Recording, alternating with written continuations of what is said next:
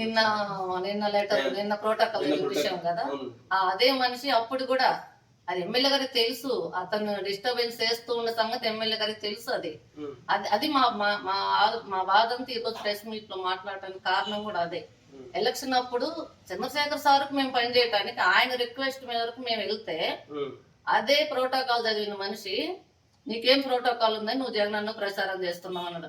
అదేం క్వశ్చన్ అనేది నాకు అర్థం కాలేదు. జగనన్న గారికి ప్రచారం చేయడానికి నాకు ప్రోటోకాల్ కావాలా? నా కుటుంబం అంతా ఈరోజు జగనన్న కోసం మేము చేయడానికి సిద్ధంగా ఉన్నాము. మా మామయ్య చేస్తున్నారు, మా బావగారు, మా ఆడపడుచు పిల్లలు, మా కుటుంబం అంతా చేస్తా ఉంది. ఎంతమందికైనా ప్రోటోకాల్ చేస్తారు జగనన్న? ఎంతమందికైనా ప్రోటోకాల్ ఇవ్వాలి?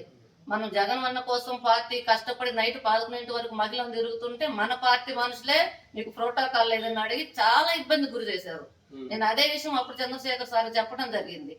చెప్తే ఆయన అది ప్రోటోకాల్ విషయం డిస్టర్బ్ చేయటం కాకుండా మిస్బిహేవ్ చేయటం, మిస్ లాంగ్వేజెస్ వాడటంతో పాటు మేము ఎవరికైతే అక్కడున్న ప్రజలు మమ్మల్ని కొన్ని హామీలు అడిగి కొన్ని భరోసాలు, ఎక్కువ పుల్లల చెరువు అంటే తాగునీటి సమస్య, అంత వాటర్ ట్రాన్స్పోర్టేషన్ జరుగుతూ ఉంటది అక్కడ. వాళ్ళు వాటర్ గురించి అక్కడ కొంతమంది నన్ను అడగటం, నేను వాళ్ళకి హామీలు ఇవ్వటము. మీరు హామీలు ఇస్తేనే అరుణమ్మ, మీరు లెటర్ మీద సంతకం పెడితేనే, మీరు ఒక కాగితం రాసి సంతకం పెడితేనే మేము ఈసారి ఓటు బ్యాంకింగ్ జరుగుతా, లేకపోతే అవ్వదని వాళ్ళు క్యారెక్టర్ చెప్తా ఉంటే నేను నా సొంత హామీతో నేను అక్కడ లెటర్ రాసి ఇస్తాను జరుగుతూ ఉంటే ఇదే విషయం వాళ్ళు వేరే వాళ్ళు ఫార్వర్డ్ చేయటము, ఆ ఓటు బ్యాంకింగ్ తగ్గించడానికి వాళ్ళు ప్రయత్నం చేస్తా ఉన్నారు. నేను అప్పుడే అది చంద్రశేఖర్ గారి దృష్టికి తీసుకెళ్ళాను. అప్పుడే ఆయన అప్పుడు వచ్చి 3 నెలలు అవుతుంది. జనవరిలో వచ్చారు, మార్చిలో ఏప్రిల్లో ఎలక్షన్స్ స్టార్ట్ అవుతా ఉన్నాయి. సరే అప్పుడు కొత్తగా ఉన్నారు, ఎవరి మీద చర్య తీసుకోలేకపోతున్నారు, ఎలక్షన్ టైం కదా, ఎవరిని ఏం అనలేకపోతున్నారు. నేను కూడా ప్రెజర్ తీసుకొచ్చి నేను జరుగుతుందని ఆయన తెలవాలి కాబట్టి తెలియజెప్పాము అంతే. దీనివల్ల ఎలక్షన్ డిస్టర్బ్ అవుతా ఉంది, ఓటు బ్యాంకింగ్ తగ్గుతా ఉంది, వీళ్ళని మా ఎమ్మటి పంపిస్తా, వీళ్ళు మహిళలు తిరగమని ఆయన మమ్మల్ని ఆదేశాలు పంపించారు. వాళ్ళు మహిళలతో పాటు వాళ్ళు రావడము, మమ్మల్ని ఎక్కువ ఇబ్బంది పెట్టడం, నాతో పాటు ఒక 5-6 తిరిగారు రోజు కంటిన్యూగా. మొత్తం 25 మందిని తిరిగాము, అందులో ప్రధానంగా ఒక 5 తిరిగారు. వాళ్ళని అడిగినా కూడా క్లియర్ కట్టుకు నేను చెప్పలేని విషయాలు కూడా చెప్తారు. వాళ్ళు మహిళల్ని ఏ విధంగా ఇబ్బంది పెట్టారో, ఏ విధంగా మమ్మల్ని కార్లు ఆపి, ఒక్కొక్క రోజు కార్లు ఆపి కూడా కొన్ని పనులు వాళ్ళు ఇబ్బంది మమ్మల్ని గురి చేశారు. మేము అవన్నీ కూడా చంద్రశేఖర్ సార్ దృష్టికి అప్పుడే తీసుకెళ్ళాము. నైట్ పూట 11ంటికి కార్ ఆపి మమ్మల్ని ఇబ్బంది పెట్టిన సందర్భాలు కూడా ఉన్నాయి. అయినా కూడా మేము జగనన్నని గెలవాలి, ఎట్లయినా జగనన్నను ముఖ్యమంత్రిగా మళ్ళీ చూడాలి, ఈ అభివృద్ధి కార్యక్రమాలన్నీ ఆగిపోకూడదు, మళ్ళీ ఇవన్నీ సంక్షేమ పథకాలన్నీ మహిళలకు అందాలనే ఉద్దేశంతో నేనైతే ఎన్ని అవమానాలైనా సొంత పార్టీలో ఎంత జరుగుతున్నా కానీ పార్టీ పుట్టినరోజు మా వయసు ఆ రోజు 32 సంవత్సరాలు పార్టీలో ఉన్నప్పుడు చిన్న పిల్లలతో ఉన్నా కూడా కాంగ్రెస్ పార్టీ ఇబ్బంది పెట్టినా, తెలుగుదేశం పార్టీ ఇబ్బంది పెట్టినా, ఒక్కొక్క టైంలో ఇంటి అద్దె గట్టలేని స్థితికి తీసుకొచ్చారు మమ్మల్ని. ఆ రోజు మాకున్న ప్రతి సోర్స్ నాపారు. అయినా కూడా మేము ఆ రోజు టైలరింగ్ చేసుకుని ఒక టైలరింగ్ ఇన్స్టిట్యూట్ పెట్టి నేను పార్టీ నడిపాము.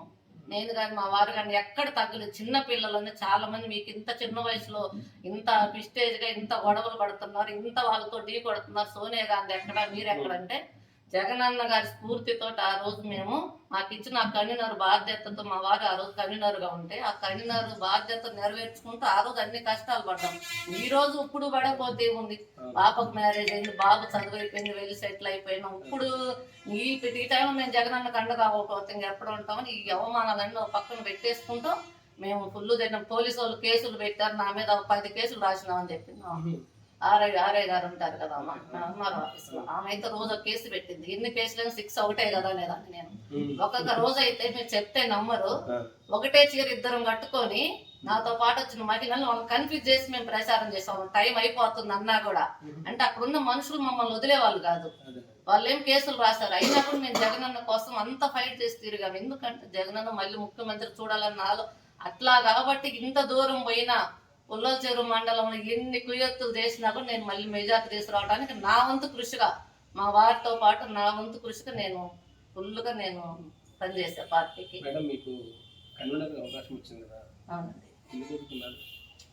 అప్పుడు మామూలుగా మేము అసలుకి ఈ ఎలక్షన్లో తిరిగిన తర్వాత నాకైతే బిజినెస్లు ఉన్నాయి, టెక్స్టైల్స్ బిజినెస్లు ఉన్నాయి, ఆ బిజినెస్లు చేసుకుందాము వెళ్ళిపోదాం అనుకున్నాను అప్పుడు. కానీ నేను జగన్మోహన్ రెడ్డి నన్ను ఒకసారి చూద్దామని ఎలక్షన్ అయిపోయిన తర్వాత, నేను జూన్లో ఎలక్షన్ రిజల్ట్స్ వచ్చిన తర్వాత ఆగస్టు 2వ తారీఖు నేను జగనన్న కలవటం జరిగింది.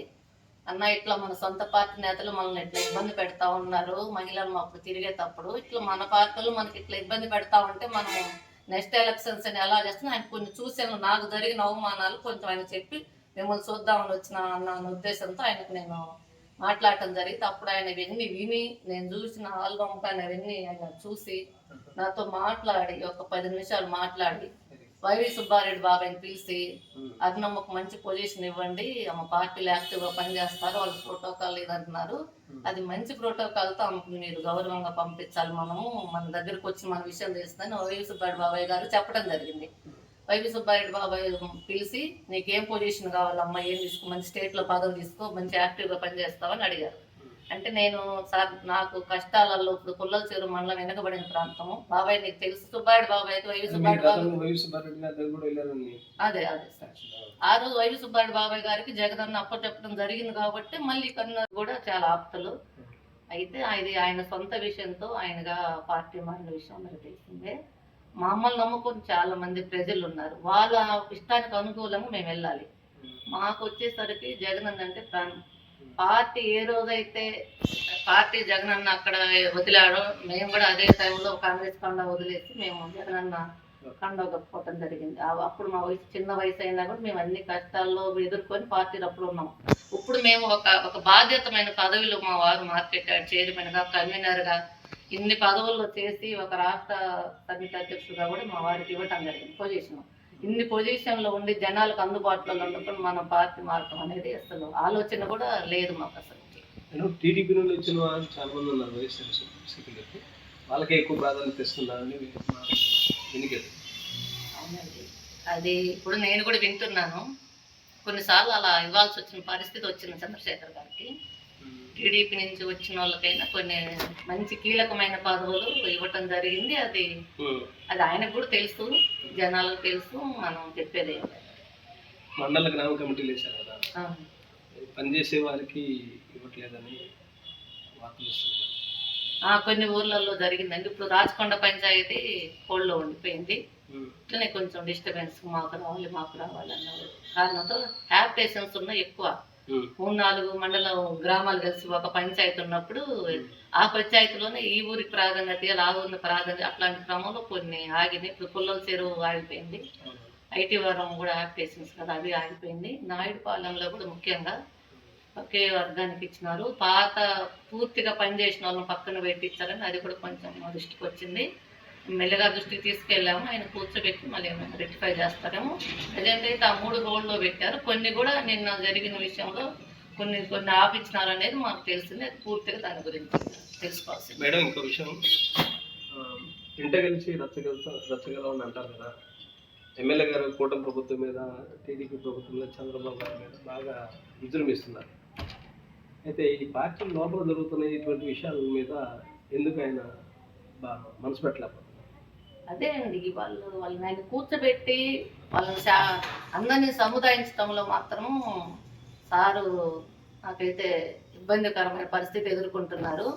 ఎందుకైనా కూర్చోబెట్టి ప్రతిసారి అలిగేషన్స్, ఈ గొడవలు లేకుండా చేయకుండా అయిపోయింది. నాకు కూడా మా ఫ్యామిలీకి అయితే నమ్మకం లేదు. కూర్చోబెట్టి ఆయన చెప్పింది వినే పరిస్థితులలో కూడా లేదు. నేనైతే నా పర్సనల్ ఒపీనియన్ ఏంటంటే అతను కంట్రోల్లో వాళ్ళు అవ్వట్లేదు. ఎందుకంటే చంద్రశేఖర్ గారు అతి మంచితనం వల్ల నేను అనుకుంటున్నాను. ఎందుకంటే ప్రతి మనిషిని దగ్గర పెట్టుకోవటం, బాగా మాట్లాడటం ఆయన నైజమే. అది కొంచెం దగ్గరగా పెట్టి బాగా మంచిగా దాన్ని అలుసుగా తీసుకొని వీళ్ళు ఇట్లా ఆయన కంట్రోల్ అవ్వట్లేదు అనేది నా ఉద్దేశం. మీరు బిజినెస్ చేసే వాళ్ళు ఎక్కువ ఈ పార్టీలోకి, రాజకీయాల్లోకి ఎలా రావాలనిపించింది? ఇదే సార్, నేను ఎలక్షన్ టైంలో నేను జగనన్న కోసం పనిచేద్దాము అనుకున్న టైంలో ప్రోటోకాల్ విషయం ఎత్తటము, ఈ బ్యాచ్ అంతా ఇబ్బంది పెట్టడం, వీళ్ళు మహిళలను రేపు ఇంకా వేరే మహిళలను కూడా ఇబ్బంది పెడతారు కదా, ఎవరినైనా మహిళలను వీళ్ళు రానివ్వరు, వీళ్ళింట్లో వాళ్ళే మహిళలు, బయట వాళ్ళ మహిళలను కొంచెం హేళన చేయటం, ఈ బ్యాచ్కి కొంచెం జాగ్రత్తగా ఉండాలి, మహిళల్ని అందరినీ కొంచెం ఎడ్యుకేట్గా చేయాలి, మహిళలకంతా అండగా ఉండాలనే ఉద్దేశంతో నేను జగనన్నకు చెప్పితే జగనన్న గారే నాకు ప్రోటోకాల్ తీసుకోమ్మా అని వైవి సుబ్బారెడ్డి బాబాయ్ చెప్పడం జరిగింది. వైవి సుబ్బారెడ్డి బాబాయ్ గారు కూడా నువ్వు లేదమ్మా నీకు మంచి పొజిషన్ ఇస్తాము మంచి చెప్పడం జరిగింది. కన్వీనర్గా నాకు ఎక్కువ ఇష్టం ఉండింది. నాకు స్టేట్ తిరగాలి, నియోజకవర్గం అంతా తిరగాలి అట్లా ఆలోచన లేకుండా ఉండే.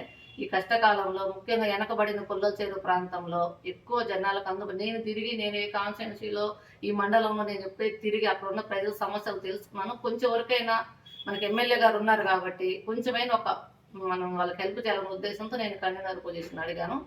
చంద్రశేఖర్ సార్ అది ఇవ్వలేదు. సరే ఇప్పుడు ఈ ఈ పదవితోటైన ఈ మహిళా జనరల్ సెక్రటరీగా అయినా ఏమైనా నా వంతుగా కృషి చేయటాలని నేను భావిస్తా ఉన్నాను. మేడం, కూటమి ప్రభుత్వం గురించి, మన టీడీపీ చంద్రబాబు నాయుడు గారి ప్రభుత్వం గురించి, పరిపాలన గురించి మీ అభిప్రాయం ఏంటి మేడం? సూపర్ సిక్స్ అది ఇప్పుడు చిన్న పిల్లలకు కూడా బాగా నోటెడ్ అయిపోయింది. బాగు షూరిటీ, మోసం గ్యారెంటీ. మోసం అనేది పక్క అనేది అందరికి తెలిసిపోయింది. నిజమేందో జనాలు తెలుసుకున్నారు. నవరత్నాలు అప్పుడు ఏం వచ్చింది, జగన్ సంక్షేమ పథకాలు ఎలా వచ్చినాయి, ఇప్పుడు ఏం జరుగుతా ఉంది, ఎన్ని వచ్చినాయని అడుగుతున్నారు. ముఖ్యంగా మహిళలు అయితే అసలు వాళ్ళకి ఎంత రావాలని రాసుకున్నారు. ఓటు ఎలక్షన్కి వచ్చి రేపు లోకల్ నాయకులు ఎవరైనా ఎలక్షన్కి వచ్చి ఓటు అడిగితే మేము కూడా ఓటు వచ్చే సంవత్సరం వేస్తాం, నువ్వు ఈ సంవత్సరం పథకాలు వచ్చే సంవత్సరం ఇస్తా అన్నారు కదా. ఇప్పుడు ఉచిత బస్సు ఇచ్చారు కదా, సంవత్సరం నుంచి ఇవ్వలేదు కదా. ఇప్పుడు ఇచ్చినానికి ఈ సంవత్సరం నుంచి వాళ్ళు ఖర్చు ఎవరిస్తారు? ఆల్రెడీ నమ్మి ఓటు ఏ రోజు వేయించుకుంటున్నావో పథకాలు కూడా ఆ రోజు నుంచి మీరు అధికారంలోకి వచ్చిన దగ్గర నుంచి అమలు చేయాలి కదా. అది మీరు ఎప్పుడో చేస్తే ఓటు కూడా మేము ఎప్పుడో వేస్తాం, ఈ సంవత్సరం కదా ఎలక్షన్లో, వచ్చే సంవత్సరం ఓటు వేస్తామని మహిళలు చెప్తామని. నాతోటైతే ప్రతి మహిళ ఇదే కాన్సెప్ట్ ఉంది. పార్టీలకు అతీతంగా, ప్రతి పార్టీలకు అతీతంగా ఇదే మాట మీద ఉన్నారు, ముఖ్యంగా మహిళలు. ఎందుకంటే పథకాలన్నీ వాళ్ళ చుట్టే ఉన్నాయి కాబట్టి వాళ్ళకి రాలేదు. చాలా మంది ఈ మధ్య ధర్మవరం మహిళా కూలీలు ధర్మవరం వెళ్ళారు. రీసెంట్ గా ధర్మవరం 3 లారీలు మహిళలు వెళ్ళారు. ఎంత విచిత్రం అండి ఇది. మహిళలు మగవాళ్ళ ఇంటి దగ్గర ఉండి పిల్లలను చూసుకుని స్కూల్స్ అవి ఉన్నాయి కాబట్టి పత్తి కూలీకి ఆడలను పంపించారు ధర్మవరం. అది ఎంత నాకైతే చాలా కలిసి వేసింది అది. కానీ ఇంక ఇది తప్పదు కదా, ఓటేసినందుకు ఇంక ఇది తప్పదు. 2000 పింఛన్ కాసిపడ్డం వలనమ్మా కరెంటు బిల్లు సరిపోతా ఉన్నాయి ఆ 2000. ఈ ప్రభుత్వం గురించి నెక్స్ట్ ప్రజలే ఖచ్చితంగా, ముఖ్యంగా మహిళలు బాగా బుద్ధి జరుపుతారని నేను అనుకుంటున్నాను. మొన్న మీరు ఇచ్చిన ఒక ఇంటర్వ్యూలో మీరు ఒక మాట చెప్పారు. అదేంటంటే ఈ ప్రభుత్వంలో అధికారులు కానీ, పోలీస్ స్టేషన్లు పోలీసులు కానీ ముఖ్యంగా న్యాయం చేయట్లేదు, వాళ్ళు ఏ పార్టీని అడుగుతా ఉన్నారు అని అంటున్నారు. పుల్లల చెరువులు, ముఖ్యంగా పుల్లల చెరువులు వెనకబడిన ప్రాంతం. ఆఫీసర్లు అందుబాటులో లేరండి. ఎండిఓ గారు అందుబాటులో లేరు, ఎంఆర్ఓ గారు అందుబాటులో ఉండట్లేదు. ఎస్ఐ గారు అయితే ఇంకా చెప్పేది ఏం లేదు. ఎవరు వెళ్ళినా గానీ ఇదే పార్టీ. అధికార పార్టీ అయితే ఒక రకంగా, ప్రతిపక్ష పార్టీ అయితే ఒక రకంగా మాట్లాడటం, దూషించటము, వాళ్ళని తిట్ల పురాణం పెట్టడం, కాలుతో తన్నటము, లాయర్ ఆయనే, జడ్జి ఆయనే, అన్ని ఆయనే వ్యవహరిస్తా ఉన్నారు. ముఖ్యంగా సివిల్ మ్యాటర్లో దూరటము, డబ్బులు వసూలు చేయటము, బెదిరించటము. ఎవరైనా నాకు అలా వాళ్ళు 5000 ఇవ్వాలంటే నీకు 2000, నాకు 2000 అంటాము. విపరీతమైన దోపిడీ. మిగతా ఆఫీసర్లు అలాగే ఉన్నారు. ముఖ్యంగా పోలీస్ స్టేషన్లో అయితే చాలా అవమానాలు. ఈ సంవత్సరం నుంచి మా కార్యకర్తలు విపరీతమైన అవమానాలు ఎదుర్కొన్నారు. వాళ్ళ ఇంట్లో ఉన్న మహిళలను కూడా దూషించారని మహిళలు నాకు చాలా మంది ఫోన్ చేసి ఆడటం జరిగింది. వాళ్ళందరూ నాకు చెప్పి ఆడటం జరిగింది. వాళ్ళందరూ ఇట్లా వాళ్ళు స్టేషన్కి వెళ్తే మమ్మల్ని వ్యక్తిగతంగా దూషిస్తున్నారు, మహిళలను తిడుతున్నారని. ఎక్కువ వాళ్ళని తన్నిన కంటే కూడా ఈ విషయం మీద ఎక్కువ మహిళలు బాధపడటం జరిగింది. పోలీస్ స్టేషన్ అంటే సార్ ఇప్పుడు భయపడతారు, బాగా భయపడతా ఉన్నారు. ఈ ఎస్ఐ గారు ఉంటే చాలా మంది కూడా చనిపోవటానికి కూడా సిద్ధం అవుతున్నారు, ఆత్మహత్యలు చేసుకుంటారు. ఎందుకంటే విపరీతమైన అవమానాలు జరుగుతున్నాయి. గుండెలో పెట్టి తన్నటము, మహిళలు వాళ్ళ ఇంట్లో ఉన్న మహిళలను దూషిస్తుంది. ఇది ఎక్కువ బాధాకరమైన విషయం జరుగుతుంది కాబట్టి నేను ఇట్లనే ఇదే ఎస్ఐ గారి కంటిన్యూ అవుతే చాలా మంది పుల్లల చెరువులో నాకు తెలిసి కొంతమంది ఆత్మహత్యలు చేసుకోవడానికి సిద్ధమవుతున్నారు. అంతే సార్, అధికార పార్టీకే ఆయన పనిచేస్తున్నారు. ప్రతిపక్ష పార్టీ అంటే సార్ ఇంకా తిట్ల పురాణం మొదలు పెట్టడం, తన్నటం, వాళ్ళ ఇంట్లో మహిళలు తిట్టడం. ఎస్పీ ఆయనే, డిఎస్పీ ఆయనే, జడ్జి ఆయనే, లాయర్ ఆయనే. అప్పటికప్పుడే ఇంకా అక్కడ పరిష్కారాలు తమ్ముళ్ళు పెట్టేసి ఇంకా కోర్టులు లేవు, ఏం లేవు. పుల్లల చెరువు నుంచి ఏ కోర్టుకి వెళ్ళింది ఈ మధ్య కేసులు చూడండి మీరు, లిస్ట్ ఒకసారి అడగండి. ఎన్ని కేసులు పోలీస్ స్టేషన్కి వెళ్ళి, ఎన్ని కేసులు సిఏ దగ్గర కూడా రావడానికి లేదు. అన్ని అక్కడే పుల్లల చెరువులో అయిపోవాలి. జనాలు భయపడుతున్నారు. పోలీస్ స్టేషన్ అంటే ఇప్పుడు పుల్లల చెరువులో వామో కన్వీనర్గా నాకు ఎక్కువ నన్ను జనాలు నాకు ఓటీ బ్యాంకింగ్ జరగడానికి కారణం కూడా అదే. పోలీస్ స్టేషన్ ఎదుర్కొనేది ఎవరు, ఎస్ఐ దగ్గర పోయేది ఎవరు, ఎస్ఐ దగ్గర పోయి మాట్లాడేది ఎవరు, కన్వీనర్ లేకపోతే మన పరిస్థితి ఏంది. ఇదే విషయం మీద ఎక్కువ నన్ను కన్వీనర్గా ఎన్నుకోవడం జరిగింది. ఆ రోజు ఎమ్మెల్యే గారికి కూడా ఆ విషయం తెలుసు. సార్ పుల్లల చెరువులో ఎక్కువ ఎస్ఐ గారికి ఇబ్బంది పడుతున్నారు, కన్వీనర్గా కొంచెం స్ట్రాంగ్గా ఉండి వాళ్ళకి అభయం ఇచ్చే వాళ్ళు కావాలంటున్నారని చెప్తే, ఇది మనం అందరం ఉన్నాం కదమ్మా, నేనున్నా. ఎమ్మెల్యే గారికి కూడా ఈ విషయం దృష్టికి వెళ్ళింది, ఆయన కూడా దీని గురించి చర్యలు తీసుకోవడానికి చూస్తూ ఉన్నారు. ఈ ప్రభుత్వం ఎక్కువగా కక్షపూర్తంగా వ్యవహరిస్తుందని ఎక్కువగా వార్తలు పడుతున్నాం మేడం. రెండోది, ఆ రెడ్ బుక్ లో మీ పేరే ఉన్నదా? ఫుల్ ఫస్ట్ మా పేరు ఉందండి. మేము భార్య భర్తలు ఇద్దరం తిరిగాం కాబట్టి రెడ్ బుక్ లో ఉందంటారు. ఇల్లు పడేస్తా ఉంటారు, సైట్లు ఆపుతా ఉంటారు, వెంచర్లు ఆపుతా ఉంటారు.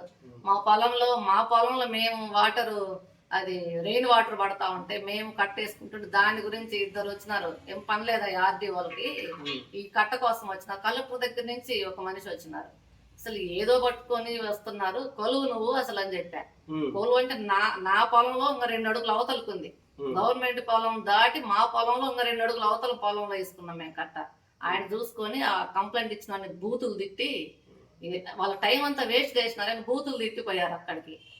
అంటే అట్లా ఉంది పరిస్థితి. రెడ్ బుక్ లో మా పేర్లు రాజెక్కించారు. ఇంకో విషయం మేడం, మన ఎమ్మెల్యే చంద్రశేఖర్ గారి పనితీరు విషయంలో మీ ఉద్దేశం ఏంటి మేడం? మీరేమో ఆయన జనాలకు అందుబాటులో ఉంటున్నారు. ఎక్కువ రోజులు, నెలలో ఎక్కువ రోజులు మనకు నియోజకవర్గాల్లో ఉండటానికే ఎక్కువ 5 మండలాల ప్రజలకు అందుబాటులో ఉండటానికి ఆయన ఎక్కువ ఇక్కడే ఉంటున్నారు. అది నగ్న సత్యం, అందరూ తెలిసిన విషయమే. ఎక్కువ జనాలకు అందుబాటులో ఉంటున్నారు. అందరికి అందుబాటులో ఉండి అందరికి న్యాయం చేయడానికి, అందరికి అండగా ఉండటానికి ఆయన ప్రయత్నిస్తున్నాడు. కొంచెం చిన్న ఈ సొంత పార్టీ వాళ్ళని కొంచెం మెత్తకతనంతో, కొంచెం మంచితనంతో, కొంచెం ఆ విధంలో మాకు కొద్దిగా ఇబ్బందులు కలుగుతా ఉన్నాయి. చివరిగా ఈ నియోజకవర్గానికి మీరేం చెప్పాలనుకుంటున్నారు ఈ పార్టీ తరఫున? వైఎస్ఆర్ పార్టీ మీ పార్టీ తరఫున రేపు రానున్న లోకల్ ఎలక్షన్స్ లో ఈ కూటమి నాయకులు వచ్చినప్పుడు మీకు ఎంత డబ్బులు రావాలో అంత డబ్బులు అడగండి. మీకు ముఖ్యంగా మహిళలు చెప్తాను, రోజు నాతో చెప్తున్నారు కదా, అవన్నీ లెక్క రాయండి. మీకు లెక్క రాకపోతే పిల్లలతో రాయించండి. రేపు లోకల్ ఎలక్షన్స్ ఎవరైతే మీ దగ్గరికి లోకల్ నాయకులు వస్తా ఉన్నారో వాళ్ళని నిలదీయండి. మీకు ఇచ్చిన, మనకు రావాల్సిన అప్పు, మహిళలుగా మనకి ఏ హామీలు అయితే ఇచ్చారో ఆ అప్పు వచ్చేంత వరకు ఓటేసేది లేదని తెగేసి చెప్పండి. మళ్ళీ సర్పంచ్లో, ఎంపీపీలని, జడ్పీటీసీలను గెలిపించుకుంటే మనకు కొంచెం ఆఫీసులలో వెళ్ళటానికి మనకు కొంచెం అవకాశం ఉంటుంది. అవి గెలిపించుకోలేకపోతే ఇంకా పూర్తిగా ఇంకా టీడీపీ అందరి పేర్లు రెడ్ బుక్ లో ఉంటాయి రేపు పొద్దున్నే. అది నేను తెలియజేస్తాను. మంచిది మేడం, ఈ అవకాశం ఇచ్చిన మీరు మాతో స్పెండ్ చేసినందుకు మీకు థాంక్స్. మళ్ళీ కన్వీనర్ విషయం మీద 2-3 సార్లు వెళ్ళాము. ఆయన ఏమన్నారంటే, మీరు ఇది చాలా చిన్న, నువ్వు అడిగే జగనన్న మీరు చెప్పిన పొజిషన్ కంటే నువ్వు అడిగే పొజిషన్ చాలా చిన్నది, నువ్వు అడిగిన పొజిషన్ చాలా చిన్నది, దీనికి నా రికమెండేషన్ కూడా అవసరం లేదు, మీరు చంద్రశేఖర్ గారి దృష్టికి తీసుకెళ్ళండి, చంద్రశేఖర్ గారు మంచోళ్ళని చెప్తా ఉన్నారు, మీరు పార్టీకి పనిచేసినారని చెప్తా ఉన్నారు, ఇందులో ఎటువంటి డౌట్ లేదు, కన్వీనర్గా మీరు మమ్మల్ని అపాయింట్ చేస్తారు, అందులో ప్రతి కమిటీలో జగనన్న పెట్టిన ప్రతి కమిటీలో మహిళలకు 10% అవకాశం ఇచ్చారు. ఆ పేపర్ కూడా నాకు వైవి సుబ్బారెడ్డి బాబు ఇచ్చారు. ఇచ్చి ఈ పేపర్ చూపించాడు, ఇది ప్రతి కమిటీలో మీకు అవకాశం ఉంది, మనకు 36-38 మండలాలు ఉన్నాయి, అందులో ఆడవాళ్ళు చాలా తక్కువ మంది అడుగుతారు, అసలు నీకు డౌటే లేదు, నీకు ఫస్ట్ నీకు నీకు అపాయింట్ అవుతుంది వెళ్ళమని చెప్పారు.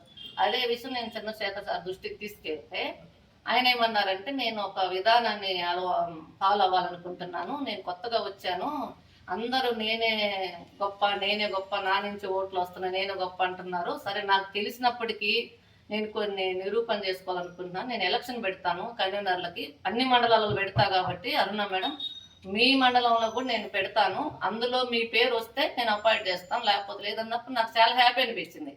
ఎందుకంటే పుల్లల చెరువు ప్రజలు నాకు అండగా ఉంటారు, వాళ్ళ కోసం నేను అండగా ఉంటున్నాను, వాళ్ళు నాకు అండగా ఉంటారు, ఇందులో ఖచ్చితంగా నాకు ఓటింగ్ జరిగిద్ది నాకు 100%. నేను అసలు డౌట్ అనేది లేదు నాకు. సరే ఎలక్షన్ జరపమని చెప్పాము, ఎలక్షన్ జరిపారు, అందులో చాలా మంది కార్యకర్తలు వచ్చారు, 90% 19 పంచాయతీలలో ఫుల్ మెజార్టీ, స్పష్టమైన మెజార్టీ ఇచ్చారు కన్వీనర్గా. ఒక మహిళ అనేది ఎక్కడ ఆలోచన చేయకుండా మాకు అరుణమ్మ నాయకత్వం కావాలి, ఎందుకంటే గతంలో మా వారు 11 సంవత్సరాలు కన్వీనర్గా చేస్తున్నారు, అప్పుడు నేను ఇంట్లో ఎలా వాళ్ళు వచ్చినప్పుడు రిసీవ్ చేసుకుంటాను, పార్టీలో నేను ఎలా హెల్ప్ చేస్తాను, వాళ్ళందరికీ ఎలా ఉంది, గవర్నమెంట్ ఉన్నప్పుడు చాలా మందికి మేము స్వచ్ఛందంగా మంచిగా హెల్ప్ చేయటం, జగనన్న పథకాలు అందరు చేరవేయటం, అవన్నీ వాళ్ళు చూసినారు కాబట్టి 11 సంవత్సరాలు కన్వీనర్గా చేసిన మా ఆయన మళ్ళీ నాకు ఆ కన్వీనర్ వద్దు, నేను ఏదన్నా రాష్ట్ర పదవి తీసుకుంటాను, నాకు వద్దంటే వాళ్ళు జనాలందరూ అరుణమ్మకి ఈసారి కన్వీనర్గా కావాలి, ఆ కుటుంబం నుంచి మాకు మనిషి కావాలని వాళ్ళు స్పష్టమైన మెజార్టీ ఇస్తే ఈ నాతో పాటు 11 మంది ఆ రోజు పార్టిసిపేట్ చేయడం జరిగింది కన్వీనర్గా. 11 మందికి కలిపి 10% వచ్చింది. చంద్రశేఖర్ సార్ దగ్గర ఆ బుక్ ఉంది, మీరు విలేకరులు వెళ్ళి బుక్లో ఏం జరిగింది చూడండి. అది అది అది అది తెలవాల్సిన అవసరం కూడా ఉంది. అందరు చెప్పారు, అది అందరూ తెలిసిన విషయం. నియోజకవర్గంలో ప్రతి మనిషికి తెలుసు. ఉడుమల నమ్మకం 90% చెప్పారు, మహిళ అనే ఆలోచన లేకుండా చేశారని. ఎవరైతే నాతో పాటు ఆ రోజు పార్టిసిపేట్ చేశారో వాళ్ళకి ఇంకా నా దగ్గర వాళ్ళు మెజారిటీ పోయింది కదా, అప్పుడు వాళ్ళు చంద్రశేఖర్ దగ్గర గగ్గోలు పెట్టడం మొదలు పెట్టారు. మహిళా చేతులు మమ్మల్ని ఓడగట్టారు, మహిళా చేతులు మేము ఓడిపోయాము, ఏదైనా చేసి నీకు రిక్వెస్ట్ ఏంటంటే మహిళకు కన్వీనర్ ఇవ్వద్దని వాళ్ళు చంద్రశేఖర్ సార్కి రిక్వెస్ట్ పెట్టడం జరిగింది. ఆయన దాన్ని తేల్చుకోలేక, ఈ జనాలు చెప్పిన మెజార్టీని ఇవ్వలేక, నాతో పాటు పార్టిసిపేట్ చేసిన వాళ్ళని ఆపలేక 8 నెలలు హోల్డ్లో పెట్టారు. డిసెంబర్ 27వ తారీఖు ఎలక్షన్ జరిగింది. నిన్న ఆగస్టు 6వ తారీఖు నిన్న అనౌన్స్ చేశారు. 8 నెలల తర్వాత దాన్ని బీసీలకు కేటాయించాడు.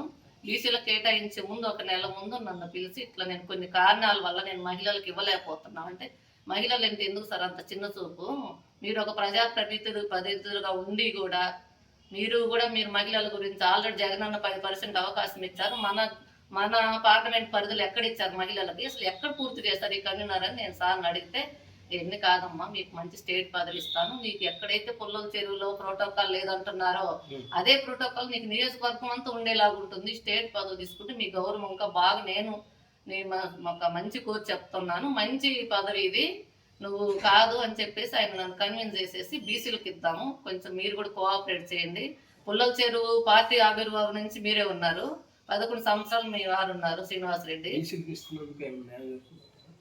బీసీలకు ఇస్తాను, మీరు కన్విన్స్ అవ్వాలి, పార్టీ పుట్టినప్పటి నుంచి మీరే ఉన్నారు కాబట్టి మీరు ఒక్క టర్మ్ కొంచెం ఆగండి, మీకు మంచి పేరు వస్తుంది అని చెప్తే నేను దానికి బీసీలు అన్న తర్వాత నేను కన్విన్స్ అయ్యాను. సరే సార్ మాకు స్టేట్ పదవి ఇస్తా ఉన్నారు కదా, అది ఇచ్చేసి ఇది బీసీలకు అని చెప్పాను. బీసీలకు న్యాయం జరిగితే నేను ఆ రోజు కన్విన్స్ అయ్యాను, కానీ అది నిన్న స్టేజ్ మీద కొంచెం బీసీలకు ప్రాధాన్యత లేకుండా, అక్కడ ఉన్న కన్వీనర్ని కుర్చీలు ఇవ్వకుండా వీళ్ళే కూర్చొని అటొకళ్ళు ఇటొకళ్ళు, ఎవరైతే ఈ కన్వీనర్ విషయంలో డిస్టర్బ్ చేసిన వీళ్ళే, ఇంకా ఇది ఒక బ్యాచ్ ఉందండి పుల్లల చెరువులు, ఈ బ్యాచే మళ్ళీ కన్వీనర్ కూడా పక్కన కూర్చోకుండా, కన్వీనర్ అన్న రెస్పెక్ట్ లేకుండా, అతన్ని కుర్చీ ఇవ్వకుండా, నా కిందికి వచ్చినాక ఎక్కువ విషయాలు చెప్పారనమాట. అక్కడ కూర్చోపో ఇక్కడ కూర్చోపో అని కన్వీనర్ పక్కన పెట్టడం. ఎమ్మెల్యే గారు కానీ కుర్చీ లేదు. అవును, మీరందరూ చూశారు, విలేకరులు అందరూ చూశారు, మొత్తం మండలం అంతా చూశారు. అది ఎమ్మెల్యే గారు లేనప్పుడు జరిగితే ఇది ఎంత బాధ ఉండేది కాదు. ఎమ్మెల్యే గారు పక్క నుండి ఇటు కూర్చున్నారు, కన్వీనర్ ప్లేస్ ఏదాయి అని చెప్పి ఎక్కడ అడగల. గతంలో మా వారు కన్వీనర్ ఉన్నప్పుడు ఎప్పుడు మా వారికి అట్లాంటి అనుభవం జరగలేదు. తర్వాత మా వారు మార్కెట్ యార్డ్ ఉన్నప్పుడు కూడా మేము మామూలుగా ఎస్సీలకి మనకి ఇక్కడ ఎమ్మెల్యే ఆయన ఆదిమూలపు సురేష్ గారు ఉన్నప్పుడు అక్కడ ఉన్నప్పుడు ఎంపీపీ అవకాశం వచ్చింది, ఎస్టీలకు వచ్చేసరికి జెడ్పీటీసీ అవకాశం వచ్చింది. ఎప్పుడు కూడా మినిస్టర్ గారి పక్కన మనకి లాజర్ కానీ ఎంపీపీ లాజర్ కానీ వాగ్య నాయక్ కానీ ఓ పక్కన ఉంటారు, ఓ పక్క మార్కెట్ యార్డ్ చైర్మన్ గా కానీ కన్వీనర్ ఉన్నప్పుడు మా వారు ఓ పక్కన ఉంటారు. ఎప్పుడు కూడా అక్కడ అవునా, ఎప్పుడు కూడా మీరు గతం ఫోటోలు చూడండి, నా దగ్గర కూడా కొన్ని పేపర్స్ ఉన్నాయి, క్లిప్పింగ్స్ ఉన్నాయి, ఫోటోస్ ఉన్నాయి, అన్ని చూపిస్తా చూడండి. ఎప్పుడు కూడా ఒక పక్క ఆదిమూలపు సురేష్ గారి పక్కన ఎప్పుడు కూడా వాళ్ళిద్దరికి పక్క సీట్ ఉంటే నీటి సైడ్ మా వారు వేరే నాయకులు కూర్చున్నట్టు వాళ్ళు, కానీ ఎప్పుడు కూడా వాళ్ళకి సీట్ లేకుండా చేసిన చరిత్ర లేదు. మన పార్టీలో మహిళలకు ప్రాధాన్యత ఉందండి. కొంతమంది నాయకులు ప్రత్యేకించి మహిళల్ని కించపరిచే ఒక బ్యాచ్ ఉందండి పుల్లల చెరువులో. వాళ్ళ ఇంట్లో మహిళలు వచ్చేసరికి సర్పంచులుగా ఉండాలి, అన్ని శాఖలు ఉండాలి, అన్ని అరేంజ్ చేయొచ్చు, ఏదైనా బాగుండొచ్చు, వాళ్ళ ఇంట్లో మహిళలకు పదవులు ఉండొచ్చు, కానీ పక్కనున్న మహిళలను మాత్రం కించపరచటము, మహిళల గురించి కొన్ని చాలా విధమైన మాటలు ఎమ్మెల్యే గారి ముందే జరిగినాయి.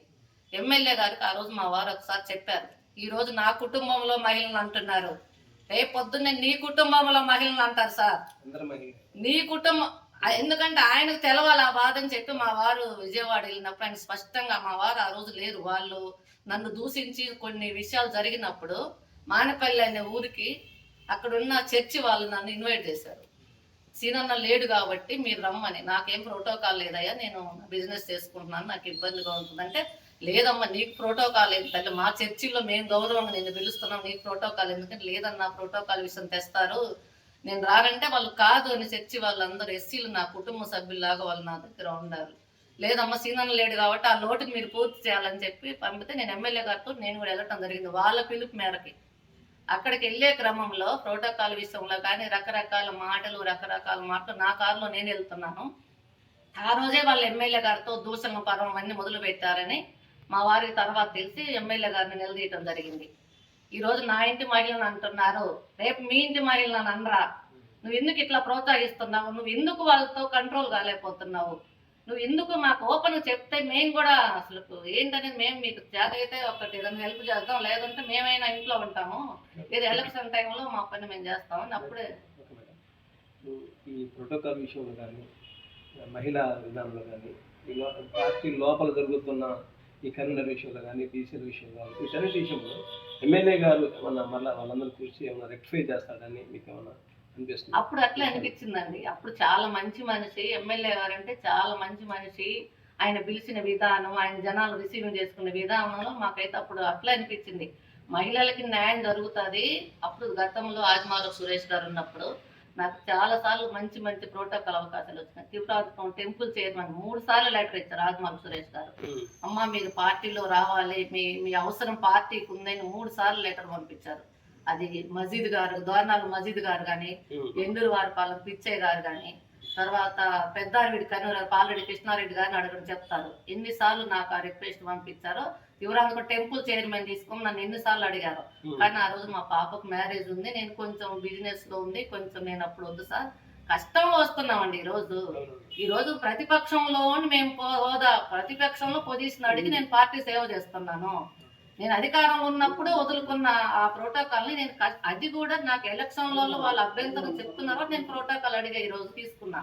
నేను తీసుకున్న ప్రోటోకాల్ని నా స్టేజ్ మీద నన్ను ఏకవచనంతో సంబోధించటము, ప్రోటోకాల్ లేని మనుషులు నన్ను ఇన్వైట్ చేయటం, అక్కడ కుర్చీ లేకుండా, ఇది ఎమ్మెల్యే గారు ఖండించలేకపోయారు. ఇది ఖండిస్తారనే నమ్మకం ఇంకా లేదు సార్. ఎందుకంటే మానేపల్లిలో జరిగింది, అక్కడ ఎలక్షన్ అప్పుడు జరిగింది ఫస్ట్, మళ్ళీ నిన్న పుల్లతరు, ఇవన్నీ ఎలక్షన్. అంతకు ముందు కూడా జగనన్న పుట్టినరోజు నాడు వెళ్ళినా కూడా కేక్ కట్ చేయడానికి వెళ్ళినాము.